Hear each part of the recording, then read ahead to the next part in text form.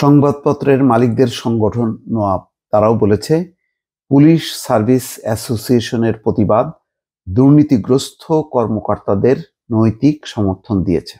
সাবেক ও বর্তমান কয়েক পুলিশ সদস্যের অস্বাভাবিক সম্পদ অর্জনের বিষয়ে গণমাধ্যমে খবর প্রকাশের পর বাংলাদেশ পুলিশ সার্ভিস অ্যাসোসিয়েশন যে প্রতিবাদ জানিয়েছে তা দুর্নীতিগ্রস্ত কর্মকর্তাদের নৈতিক সমর্থন জুগিয়েছে বলে মনে করে news paper owners association of Bangladesh.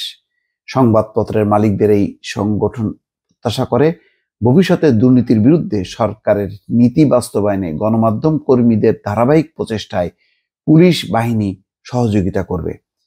সোমবার নোয়াবের সভাপতি ও এমপি এ কে আজাদ এবং সহসভাপতি এস এম শহীদুল্লাহ খান এক বিবৃতিতে এই কথা বলেছেন।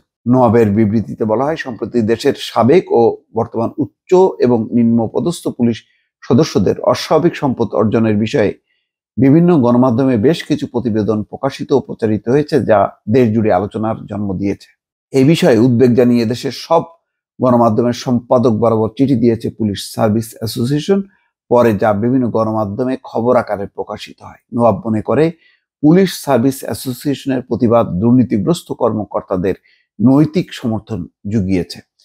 পুলিশ সার্ভিস অ্যাসোসিয়েশনের পক্ষ থেকে পাঠানো প্রতিবাদ লিপির একটি অংশে বলা হয়, জননিরাপত্তা ও জনশৃঙ্খলা রক্ষার ক্ষেত্রে এই ধরনের বিভ্রান্তিকর রিপোর্ট প্রকাশ করা থেকে বিরত থাকার জন্য অনুরোধ জানানো হচ্ছে।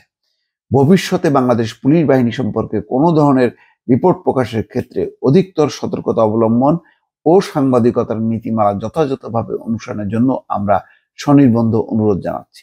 এ বিষয়ে নওয়াবের বক্তব্য হলো, পুলিশের নানা অর্জন ও ভালো কাজের মূল্যায়ন প্রতিবেদন আকারে গণমাধ্যম প্রচার করে থাকে।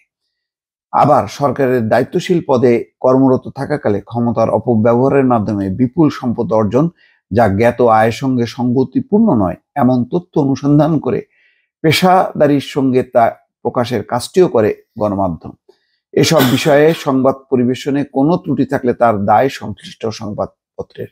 এ নিয়ে প্রয়োজনে সংশ্লিষ্ট প্রতিষ্ঠান বা ব্যক্তি যথাযথ নিয়ম ও বিধি অনুসরণ করে প্রেস কাউন্সিলের দ্বারস্থ হতে পারে।